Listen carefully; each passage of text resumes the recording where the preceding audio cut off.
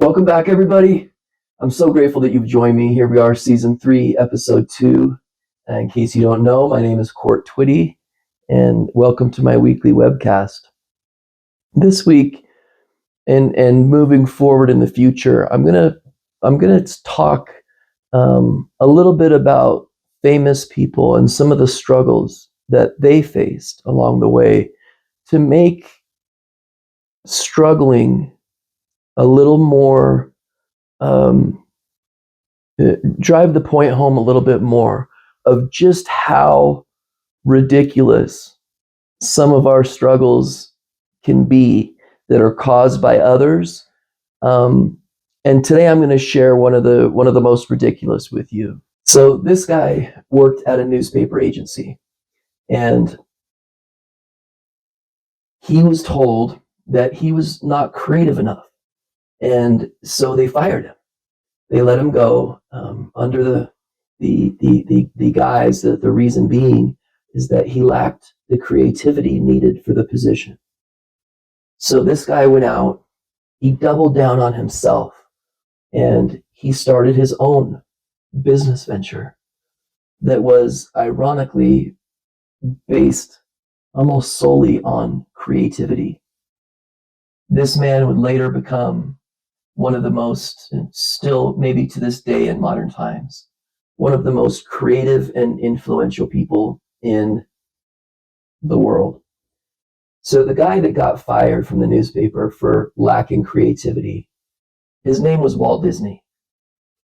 True story. I don't know.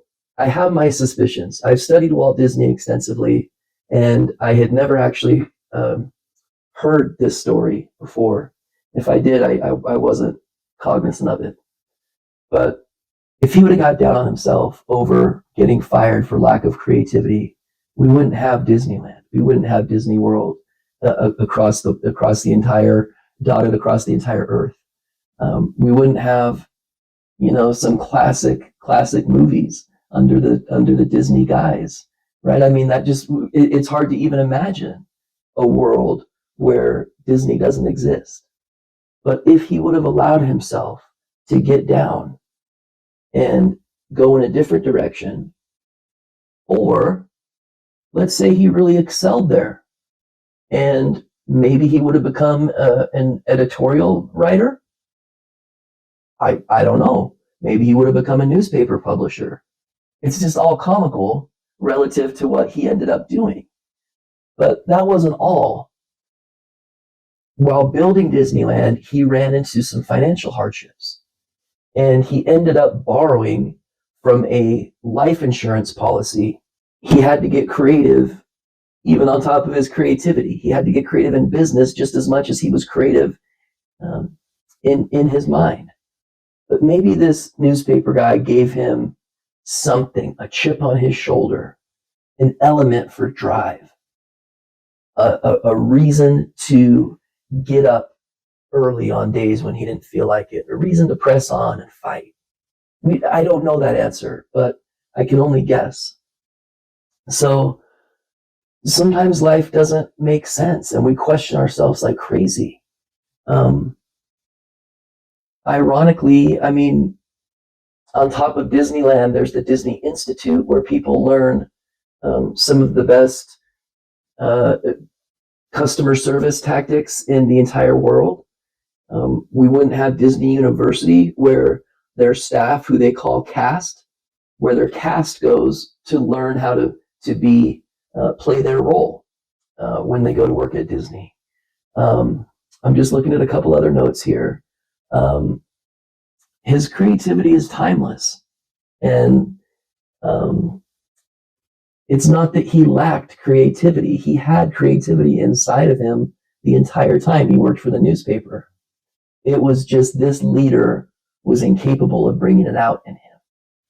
And maybe it is the exact thing that they're down on themselves about that the world needs to see.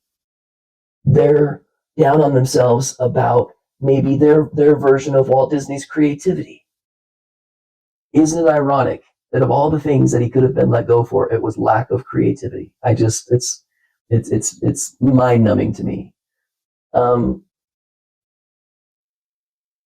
Motivate those around you. And you don't have to be a leader of a company.